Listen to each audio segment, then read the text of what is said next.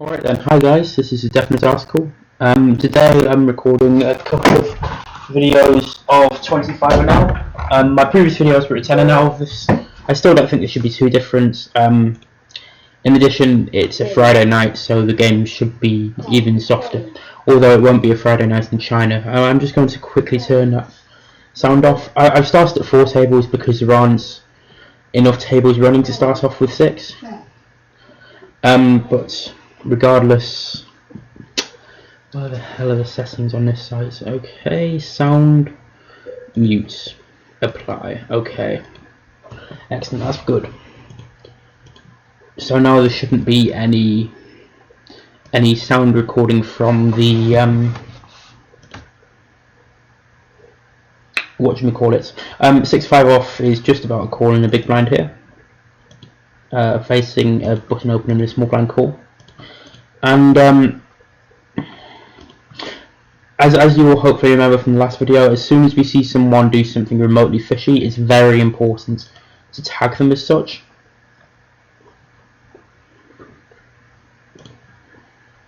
That way you can quickly adjust.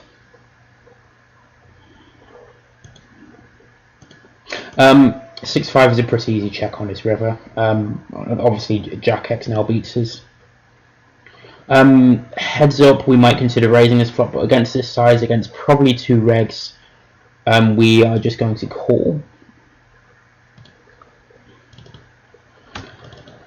And here we're going to call the river here just because this is one of the better hands in our range to bluff catch with. We don't block any of his potential bluffs, but we do expect to be behind quite often. We're just going to value bet this river here.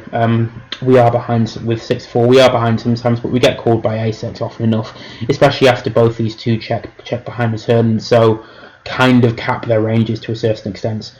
This, I think, value betting is the best line.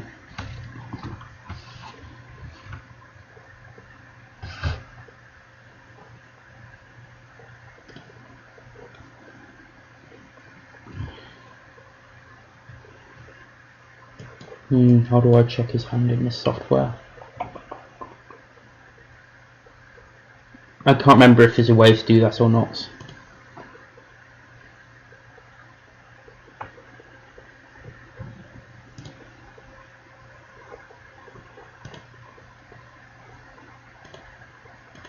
Jack 9 off, fairly standard open, small blind. And the ace high board is super preferable for the small blinds range because the big blind is mostly going to be 3-betting ace 10 suited plus ace jack off plus. So that gives us far more top pair combos and far more nutted combos. We're just going to give up now though.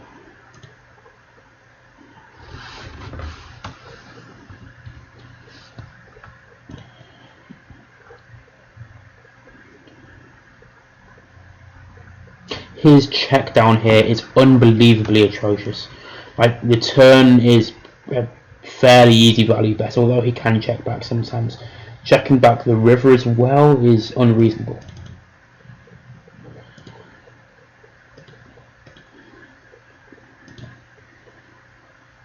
This seems a pretty standard ISO raise. We want to play heads up pots with fish and run a button. Unfortunately, we end up playing heads up with a reg. Given he's cold calling in the big blind with a player to act behind, his range should be somewhat stronger than otherwise. So this kind of makes him somewhat stronger on this kind of board especially. So while 4-3 would already be a very marginal c-bet at best on this board, it becomes just a never c-bet ever spots. We're going to check back twice and then consider stabbing the river.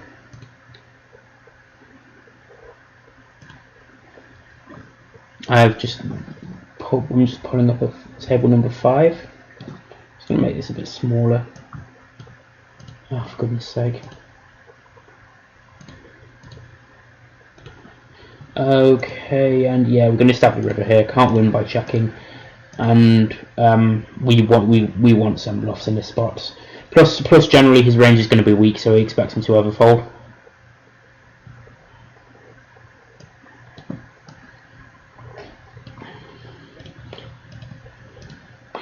Tens. This guy's playing a few tables. Well, oh sorry, the big blind isn't. So we're just going to bet twice. It's for a fairly normal size against someone who's probably a fish and expects to get called wide enough. Even against this kind of size, we are making quite a bit of money. Jack's a very obvious 3-bet blind against blind.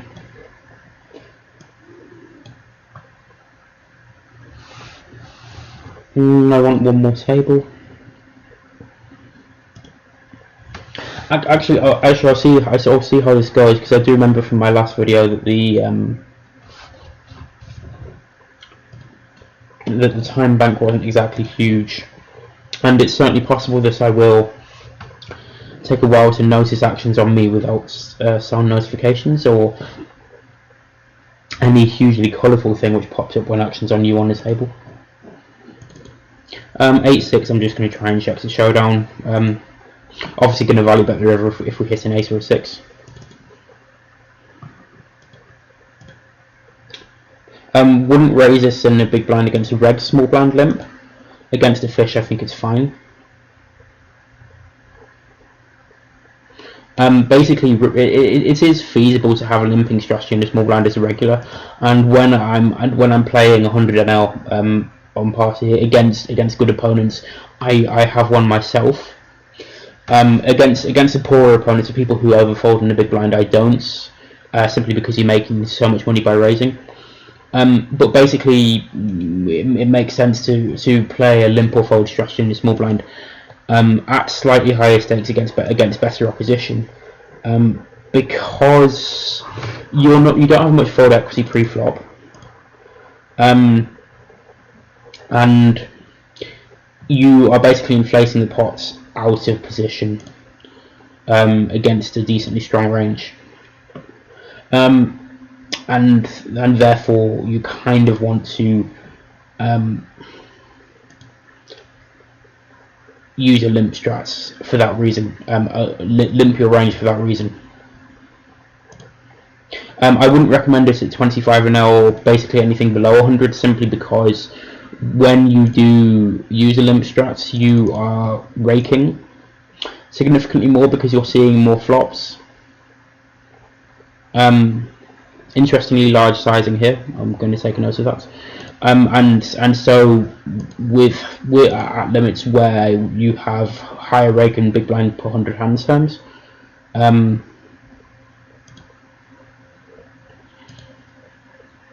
that's at limits where you have higher rake and big blind per 100 hand terms, that's going to make a big difference. Plus, people are going to make bigger mistakes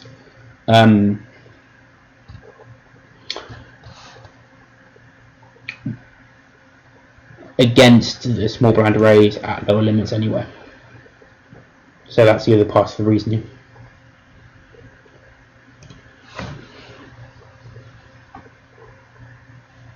Four three suited. I mean, I'm going to slightly expand my opening range to include 4-3 suited because of the fish in a small blind, and because I haven't seen any real evidence of the button or the big blind being aggressive yet. Although I do suspect they're both regulars, given they're playing a number of tables, so I'm going to tag them as such.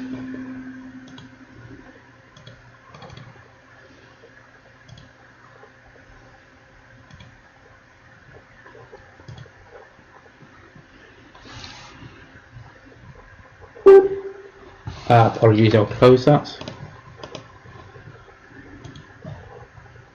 Jack 5 suited is pretty marginal. I think it's just about to defend, especially considering I think I have a pretty decent post-flop edge. I think this is a board that the button should be c-betting 100% for quite a small sizing, by the way.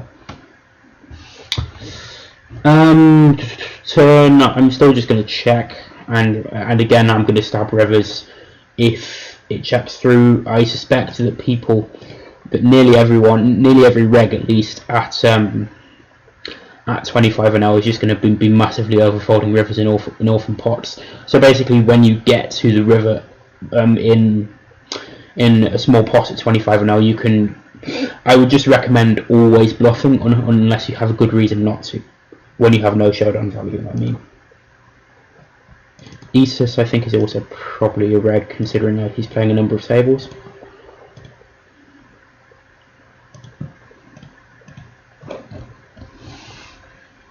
Let's go for the sixth table. It seems okay so far. Ace four is kind of close on this flop. Against a smaller size, I might consider peeling, but I'm not going to against this size.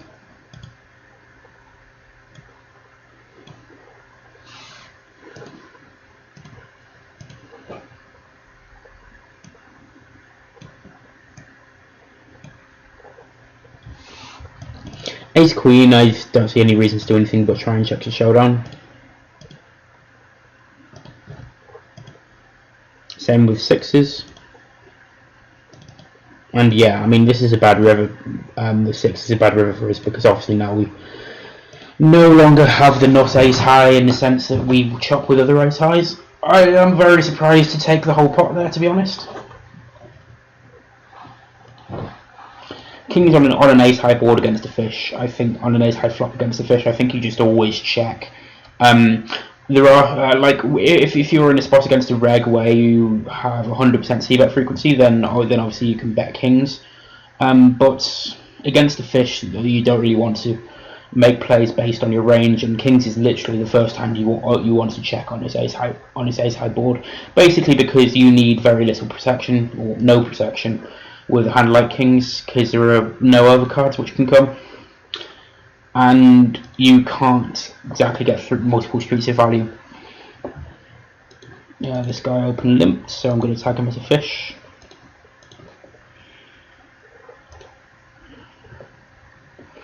And when he checks back the flop, I'm going to go for a turn value bet. 10-4 suited is a tight fold here, but it's a fold nevertheless, I think. No idea what's going on here really. When he raises a turn to the size, I suspect it's mostly strong, so I'm going to make a tight fold.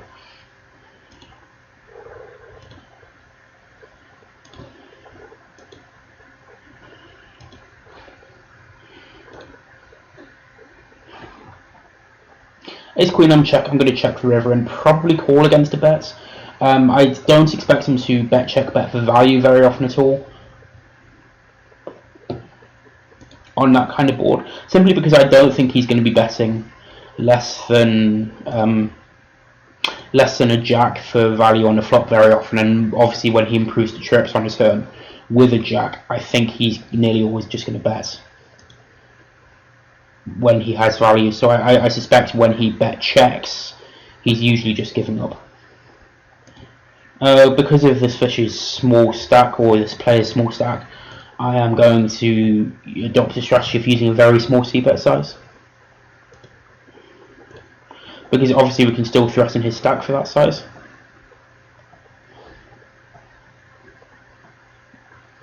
That's a bit frustrating when he raises, because you do have to wonder to a certain extent whether he's raising because of the small size he used, but I think that's a downside that we have to accept.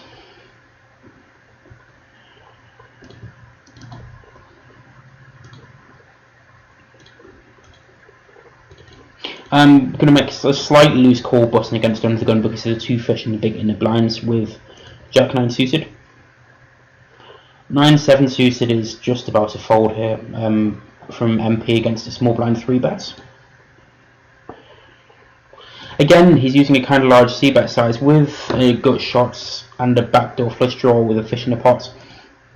I am just going to come along, but it's somewhat marginal against this size. The fact that I have seen this player use a large size on a flop, then give up, or rather with a weak hand, that makes me more inclined to peel the flop. With equity but no showdown value in a pot no one seems particularly interested in on the turn, it's a very easy bet with 9-8 suited in the top right.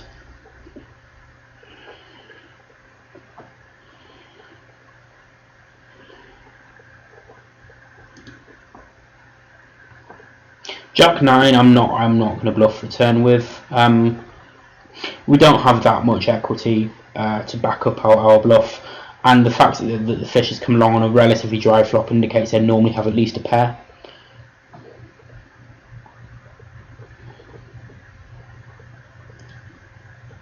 If it checks me on the river, I'm probably going to bluff though.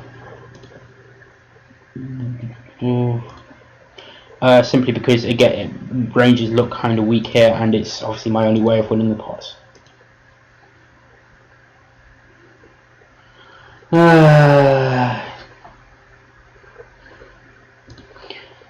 This is a very basic pot odds calculation. I'm assuming I win his stack when I hit, so I'm guessing about not quite enough, I don't think. But obviously the shorts.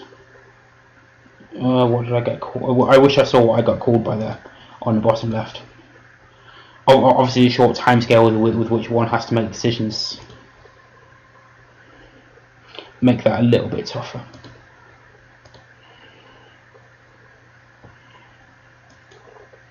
Against a fish, I'm not gonna continue barreling this turn. I don't expect much fold equity, considering a lot of the hands he's folding the turn with.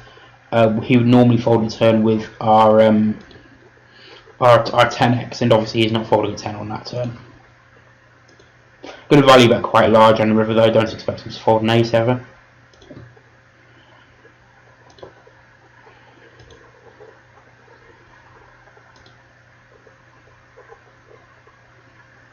This player is definitely overfolding the big blind, or well, almost certainly overfolding the big blind, simply because I've seen him fold it so much so far over the times I've opened a small blind against him. I'm not sure I think he's defended the big blind once out of 4 times so far, which, considering on average I would expect that to be about 3 out of 4 times, it's already getting quite significant. It's a substantial deviation already.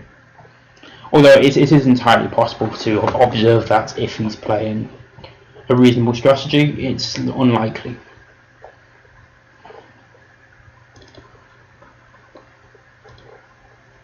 Three betting a bit smaller because of the smaller stack of the opener, although given the fact that he's also opened slightly smaller, maybe this should be 195.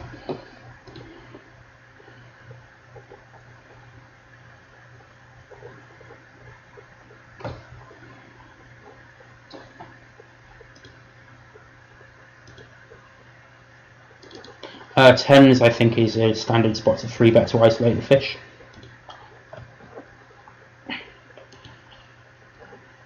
And on this flop, I'm just going to play a 2-street game, especially with a hand which is at least somewhat vulnerable to overcards.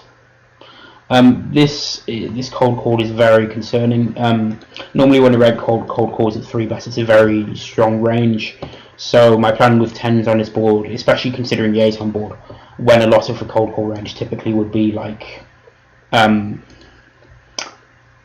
ace king and ace queen. 10s is just pretty much trash against his cold call range, so I'm just gonna check fold and give up. Against 2 fish, I can use very blatant exploitative bet size, so with a strong hand here I'm going to bet big on the bottom left. Still going up with 10s, just hoping he's cold called a 3-bet with 9x used to something I don't really expect to win very often. That's intriguing. He must have a wider range of cold calling 3-bets than I expected.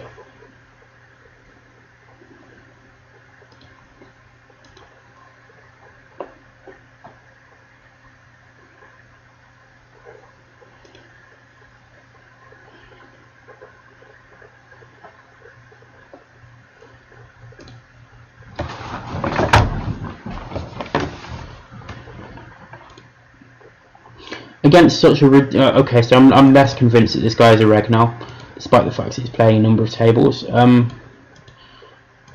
So I'm basically, because this 3-bet size is so ridiculously small, I'm going to continue against it, but not with any great keenness to do so, because 9-8 offsuits out of position without the initiative, or sorry, with a weaker range, I should say. That's just trash. It's solely a pot odds decision. 9-5 you can bet on the flop here sometimes. You should be ahead of his calling range, but because you can't really bet 100%, you kind of want some hands in your flop check back range, just because he's going to have a turn bet frequency and you make more money from some of your hands that way because of it.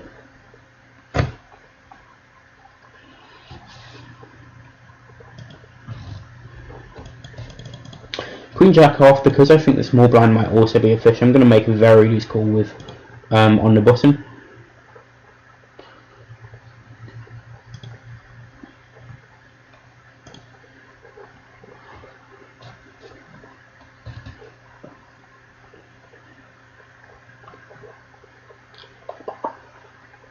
With the queen of diamonds, I think we can get away with betting the flop here, especially considering checking ranges on lowish boards tend to be really weak.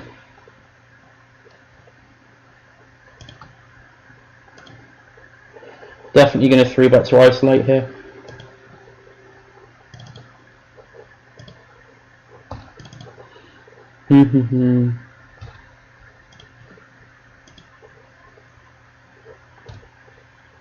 We can bet the turn with queen jack sometimes, but basically we have a lot of bluffs in this spot, considering a lot of our flop bets are going to be flush draws or backdoor flush draws, so like we don't want to always be bluffing.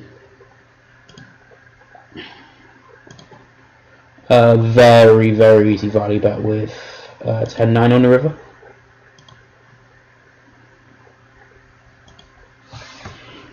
And I'm just going to give up because the impression I've got from this guy is he doesn't really like folding. Although that's over a very, very, very limited sample. Because I don't know whether this guy's a reg or a fish, despite the fact that like my hand is basically face up when I do this, I'm just going to jam the turn. I think we do better at getting money from weaker hands now than we would later. Yeah, I'll run it 3 times.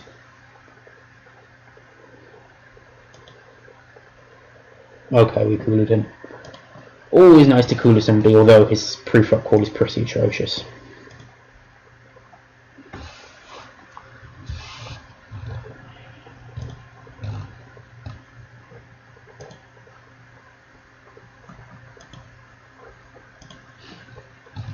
I'm going to fold the river because this guy seems quite nitty so far. But I think he might be reacting a little bit to my small bet size, so I'm definitely not. I'm not adjusting so much based on him seeming nitty over quite a small sample to make to fold a hand so high in my range as ace-9.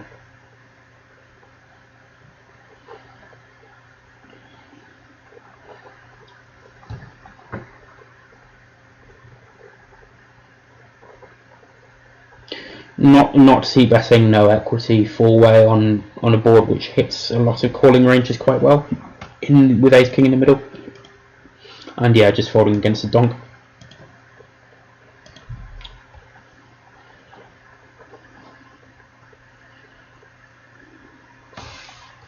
I think I mentioned this last time, but I'd like this site much more if it was a bit quicker about resolving hands.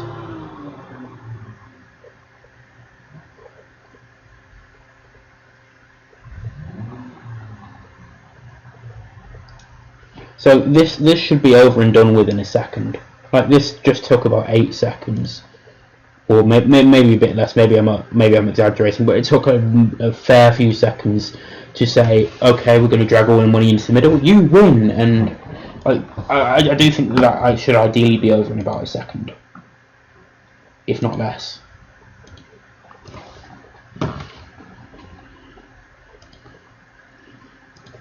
Despite the fact we've got a pair and a weak flush draw, the fact that the fish is betting a bit over the pot makes me think he usually has a strong range, so I'm going to make a tight fold.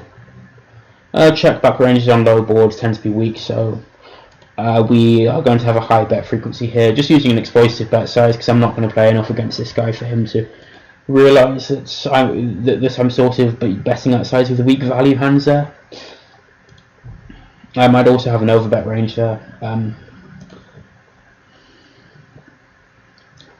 Basically because I expect them to be quite capped and we have a lot of hands we want to bet quite big.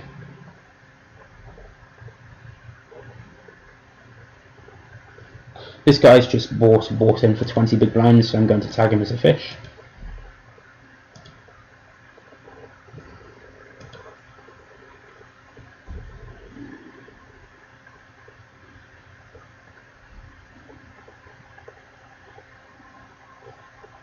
And he's also posted. which is another very fishy thing to do. In case you don't understand why, basically you're paying an extra big blind for 3 hands of poker, which is, I mean, that's paying an extra 30 big blinds per 100 hands, or yes, 33 specifically, and nobody has an edge that big. Nobody has an edge which can justify that large a forfeit. I mean, it might be different if you were playing live poker and you posted from the cutoff, because then you have it's full ring, so you get like 6 hands, and some people do have an edge of 16 big blinds per 100 hands in live poker. So that can just about make sense, but generally don't post out of position. Yeah. I'm just gonna fold ace-2. It's the second hand in a row he's 3-bet, but I'm not going to start making fairly light 4-bet jams against him yet. The fact that I've got a gut shot doesn't exactly fill me with joy here with 9s. Facing a bet and a call, when at least one of these players normally has me drawing to those 4 outs, or maybe 6 outs at best. And sometimes both. Often some of them will block my outs, or I'll be drawing to a second best hand, or drawing to a chop. You know, it's not ideal in that regard.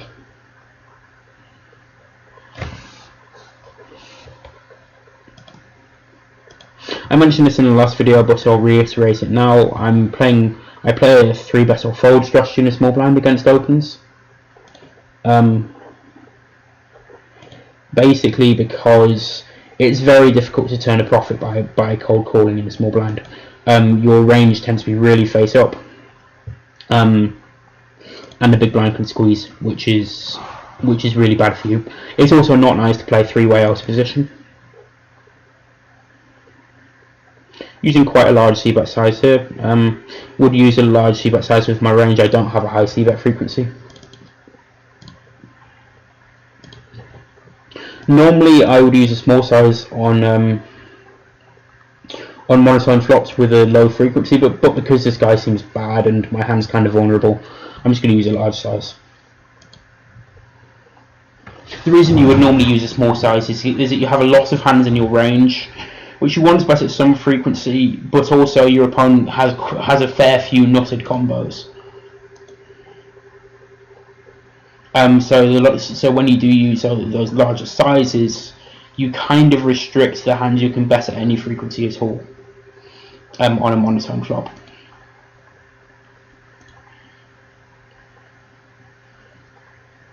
I'm not really talking about opening ranges here, because I know I'm making these videos for coaching, for a staking stable, and to be honest, I think that stable will have much better ways to tell you what hands you can open than a live play video, like charts for instance. Just ask, if you don't know what hands you should open, ask your stake. You can bet ace queen on his turn at some frequency.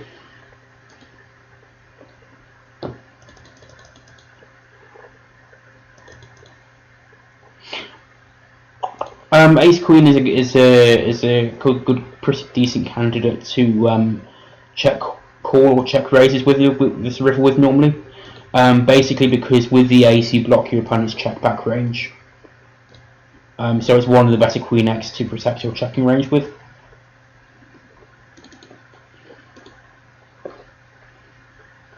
But against probably bad opposition, who I'm not going to play against much, I don't really care about protecting my checking range, and I don't think they're going to play well against me either way. So I'm just going to bet. Ace queen, I'm going to try and check the showdown and expect to win quite often at the showdown. If I lose at showdown, after it checks down, it'll probably be against like 2s or 4s. Because I would expect to see like pocket 7s to value bet this river now. Yep, told you.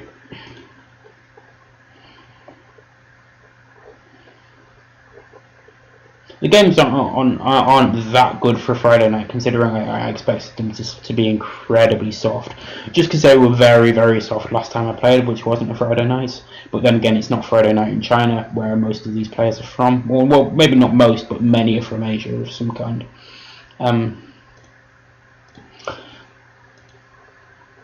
But yeah, also I'm playing a slightly higher stake, but also the games are quite good because the regs seem absolutely atrocious.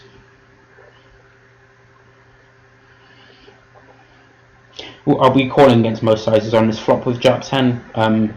It's very different to have Jack 10 and 5-4 here, just even if both have clubs.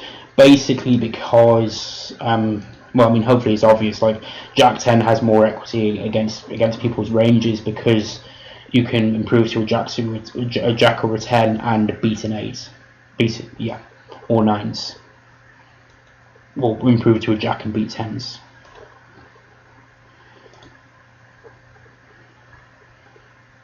Don't see much purpose in continuing the turn now.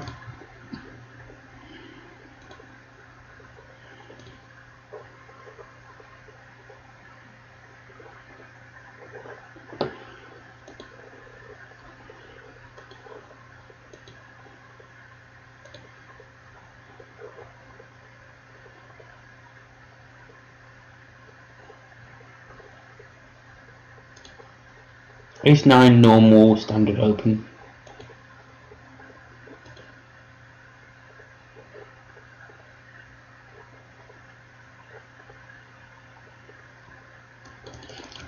I would consider c-betting some backdoor flush draws here, even three-way, but I would much rather have at least a backdoor straight draw with them, if not an actual gut shot with one of the wheel ace-x suited.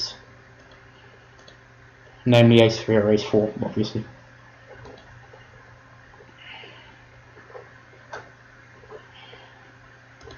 Delayed c-bet seems fairly self-explanatory.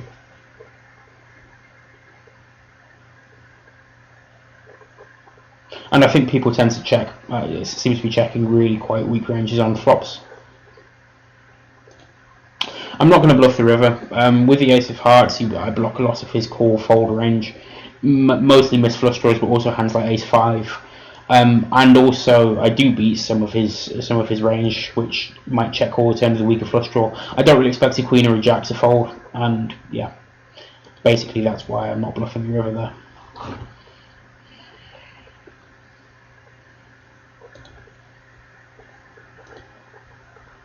7-9 again, similar notion. I'm betting the river because I have no showdown value and I suspect he'll overfold.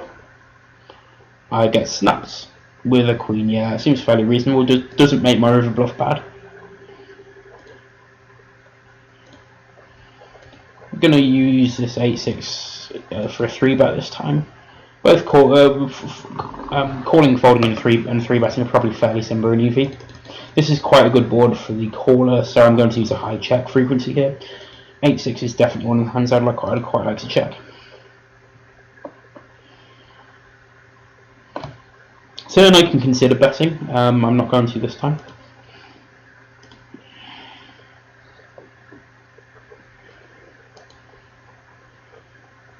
Wait, did I open it? I think I called in a big blind with king queen. I'm going to delay c-bet the ace turn. It's quite a good turn for my range, and like I can improve to beat some like pocket 7s, 6s type hands. King queen. I mean I have a good hand, so I'm going to raise. This guy seems pretty stationary and fishy. It's not ideal that I block top pair for value raising because I want him to call. The cold call is very interesting. I think I just continue with my plan of betting turn and shoving river because I don't know if he's a fish or not yet. Don't want to use too large a sizing because I want to leave in case he's a reg, I want to leave an amount behind on the river, which makes it look like I could be bluffing. And in case he's a fish, which he will be at some frequency, he'll call down the ace king if he's a fish, or if he perceives me as super aggressive, which he might do. I've been winning a few pots. Then I think just jamming the river is going to be better than checking. Sometimes I run into a set. That's not a huge problem, to be honest.